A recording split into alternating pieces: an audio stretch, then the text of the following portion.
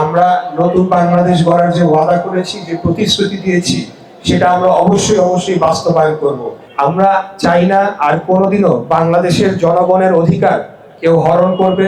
জনগণের ভোট দেওয়ার অধিকার, জনগণের কথা বলার অধিকার এবং আমাদের সমস্ত মৌলিক অধিকার, দল মত ধর্ম বর্ণ নির্বিশেষে সকল শ্রেণী পেশার মানুষ, হিন্দু মুসলমান বৌদ্ধ খ্রিস্টান নারী পুরুষ ধনী গরিব সকল বয়সের জনগণ মানুষ, তারা একজন মানুষ হিসেবে বিবেচিত হবে এবং সকলকে সমান চোখে রাষ্ট্রের আইনে রাষ্ট্রের দৃষ্টিতে দেখা হবে। সকলেই ন্যায় বিচার পাওয়ার অধিকার রাখবেন এবং অন্যান্য রাষ্ট্রীয় সকল মৌলিক অধিকার সকলের জন্য সমানভাবে প্রয়োগ করা হবে। এরকম একটা সমতার বাংলাদেশ আমরা আগামী দিনে গড়ে তুলতে চাই।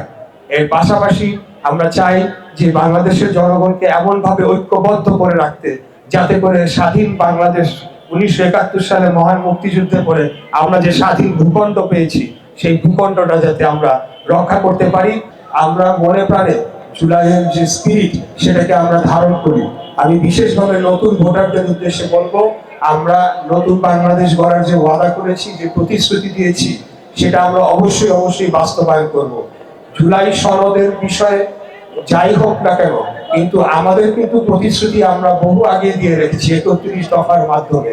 বাংলাদেশে একটা তত্ত্বাবধায়ক সরকার ব্যবস্থা স্থায়ীভাবে প্রণয়ন করা হবে, যাতে আর কেউ মানুষ জনগণের ভোটকে ছিনতাই না করতে পারে, বাংলাদেশের নির্বাচন ব্যবস্থাকে প্রভাবিত করে চিরজীবনের জন্য ক্ষমতায় থাকার বন্দোবস্ত না করতে পারে।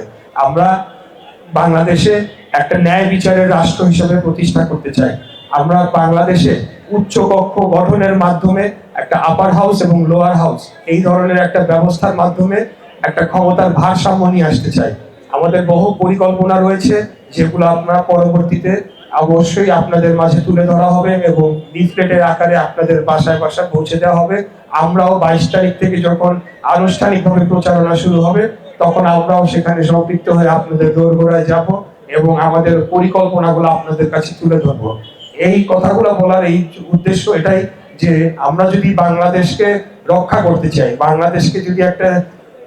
বাংলাদেশে যাতে একটা স্থিতিশীল অবস্থায় নিয়ে এসে এখানকার অর্থনীতিকে আবারও আগের জায়গায় ফিরিয়ে নিয়ে জনগণের জীবনযাত্রার মান উন্নয়ন করতে চাই, তাহলে একটা নির্বাচনের অন্য কোনো বিকল্প নাই, একটা গণতান্ত্রিক ব্যবস্থার বিকল্প নাই এবং গণতন্ত্র প্রতিষ্ঠা করার প্রথম এবং অন্যতম শর্ত হচ্ছে একটা নির্বাচিত সরকার রাষ্ট্র পরিচালনার দায়িত্বে থাকা। তাই আমি সবাইকে অনুরোধ জানাবো, আপনারা ভোট কেন্দ্রে যাবেন, যাকে আপনাদের মন চায় তাকে আপনারা ভোট দিবেন। আগামী ভোট কোন সর্বোচ্চভাবে সুষ্ঠু এবং স্বচ্ছ নিরপেক্ষ এবং কোন ধরনের অনিয়ম ছাড়া করার জন্য আমরা সর্বাত্মকভাবে প্রস্তুত রয়েছি।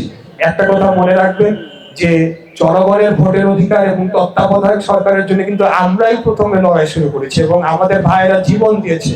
আপনাদের মনে আছে কিনা 2022 সালে ভোলায় আমাদের একজন ভোলা জেলা ছাত্র দলের আহ্বায়ক নূরে আলম, তাকে সরাসরি পয়েন্ট ব্ল্যাঙ্ক থেকে শটগান দিয়ে গুলি করে হত্যা করা হয়েছিল, নূরে আলম এবং স্বেচ্ছাসেবক দলের নেতা আব্দুর রহিম। এরপর 1 মাসের মধ্যে 18 জনকে গুলি করে হত্যা করা হয়েছিল, মুন্সিগঞ্জে নারায়ণগঞ্জে চাইনিজ রাইফেল দিয়ে হত্যা করা হয়েছিল। অতএব আমরা আন্দোলন করেছি জনগণের জন্য, আমাদের এই আন্দোলন চলমান থাকবে এবং আমরা সকলেই যারা জুলাই অভ্যুত্থানের পরবর্তীতে সকল রাজনৈতিক দল যারা গণ অভ্যুত্থানের পক্ষের শক্তি, তাদেরকে সাথে নিয়ে আগামী দিনে একটা গণতান্ত্রিক এবং সকলের জন্য সমান অধিকারের বাংলাদেশ গড়ে তুলব।